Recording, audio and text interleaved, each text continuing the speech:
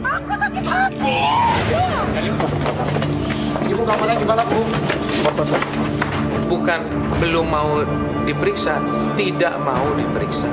Kan Polda bilang sudah cukup alat bukti. Lah kalau sudah cukup, untuk apa lagi periksa?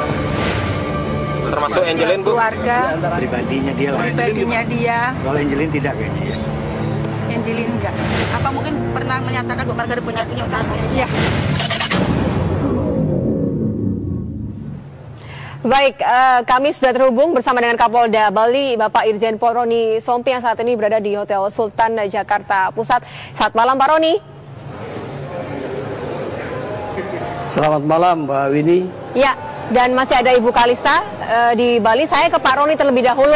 Pak Roni, menanggapi ada beberapa perkembangan terbaru ya hari ini. Mulai yang pertama adalah ketika pengacara dari tersangka Ibu Margaret melaporkan ke pengadilan negeri terkait dengan pra-peradilan. Tanggapan Anda dari pihak kepolisian seperti apa, Pak Roni?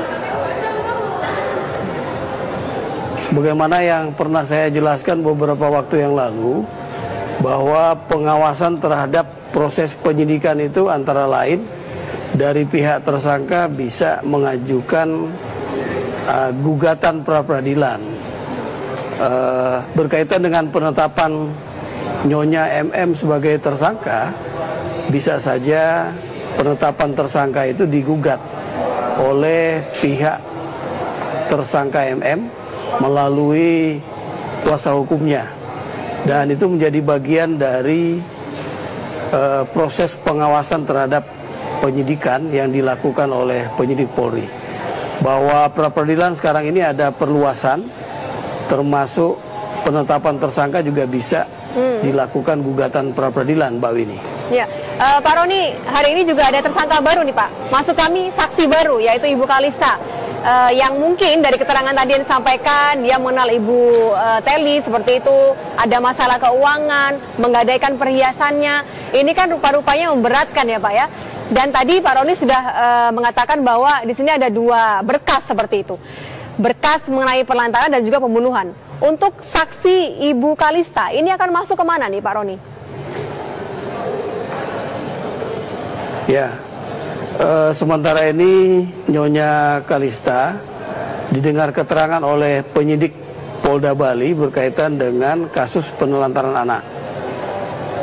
Besok bisa saja Nyonya Kalista akan didengar keterangan untuk kasus yang lain, yaitu kasus pembunuhan dan atau penganiayaan yang menyebabkan kematian korban. Tentu dalam 2 berkas perkara ini berbeda posisi kesaksiannya.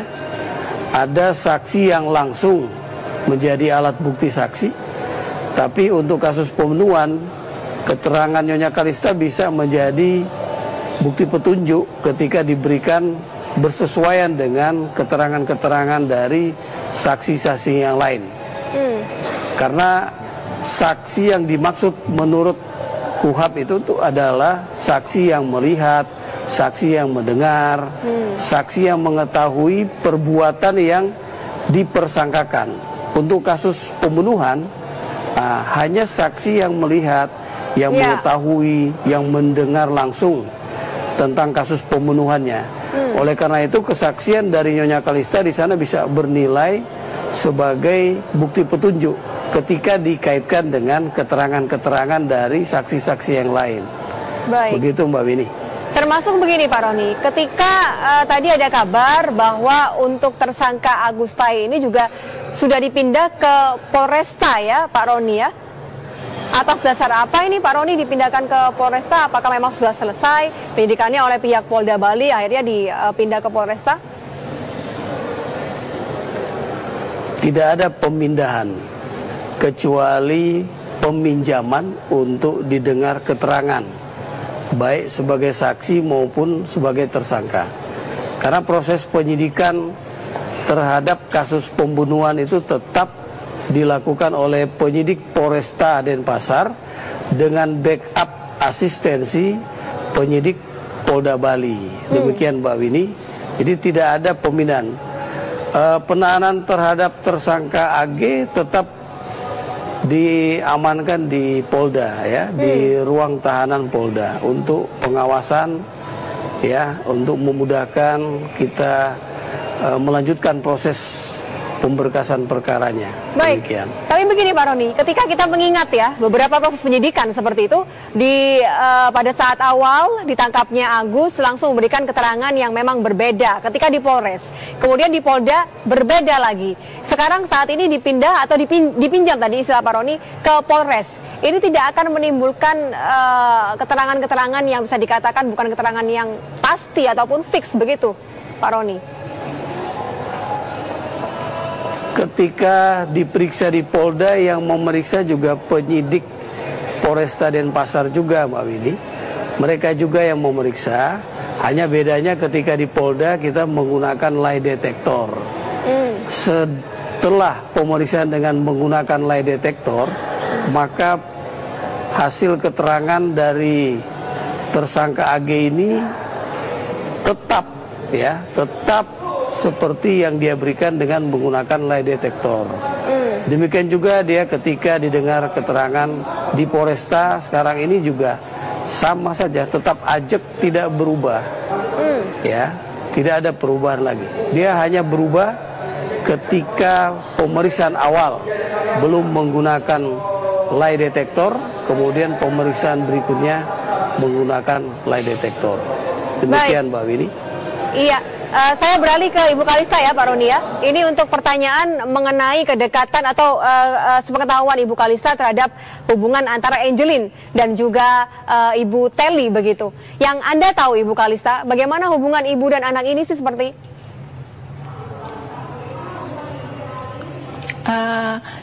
Saya selama tinggal sama Angeline sama Bu Telly itu perawatannya terhadap anak itu tidak seperti ibu-ibu yang lain. Jadi untuk dikasih makan itu hampir nggak pernah selain susu. Jadi setiap dia nggak makan selalu saya yang ngasih makan.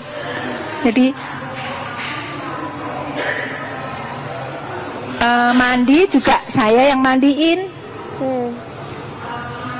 Seberapa sering berangkat Ibu sekolah pertama kali TK itu memang hampir tiap hari kalau saya lagi ada waktu itu saya intip-intip di Angeline, saya panggil ke luar gitu, kalau lihat langsung saya mandiin.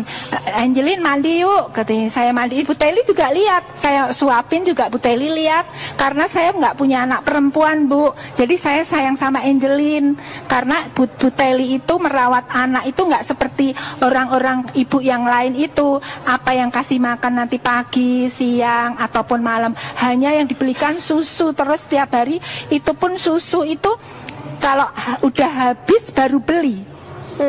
Jadi nggak ada untuk daftar menu untuk makan pagi, siang, malam itu enggak.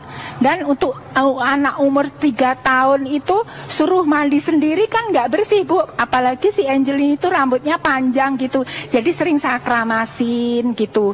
Terus di pahanya ini ada biru memar-memar begitu. Terus saya tanyain, Angeline, ini kenapa? Saya itu emang saya pernah kerja di rumah sakit Bu. Jadi saya itu takut kalau itu ada kanker darah apa gitu. Saya tanyain Angeline, ini kenapa? Dicubit mami, kamu nakal ya? Enggak, tapi enggak boleh, makanya Angeline enggak boleh nakal. Enggak, kenapa kesalahan Angeline? Itu buka-buka tasnya mami, lipstiknya dikeluarin terus dicubit. Ya lain kali nggak usah ya Angeline gitu. Terus nanti lain kali lagi juga ada lagi itu biru-biru itu. Tapi memang saya nggak pernah tanyain sama Ibu Telly. Takutnya kalau saya tanya Bu Telly nanti dia nggak boleh dimandiin saya lagi gitu loh Bu. Cuma alasan itu saja Ibu Kalista. Kenapa Anda tidak bertanya? Berarti kan Anda termasuk membiarkan kalau misalkan terjadi kekerasan terhadap Angeline. Gimana Bu? Ya, kalau misalkan Anda tahu apa yang dilakukan Ibu Telly. Gimana Bu? Ya, kalau Anda mengetahui apa yang dilakukan Ibu Telly terhadap Angeline, tapi Anda tidak menanyakannya langsung kepada Ibu Telly seperti itu, ini kan Anda termasuk membiarkan misalkan itu kekerasan terhadap anak seperti itu Ibu Kalista.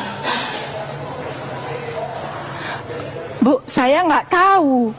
Aturan itu saya nggak tahu, cuman saya emang orang karena mengasihi dia itu, saya pengen menolong dia. Setiap hari itu saya berusaha untuk mandiin, karena gini Bu, saya kalau tegur Bu Teli, si Angelinnya nggak boleh ke tempat saya Bu. Dia sering begitu. Jadi biar saya bisa mandiin Angelin, bisa nyuapin Angelin, jadi saya nggak sampein karena Bu Teli. Tapi cuman saya memang tegur Angelin nggak boleh gini-gini, makan di sini gitu. Jadi Bu Teli itu untuk perawatan Angelin memang nggak seperti ibu, sebagai ibu gimana ngerawat anak gitu. Ya, baik Ibu Kalista, terima kasih keterangan yang sudah Anda berikan kepada kami. Terima kasih.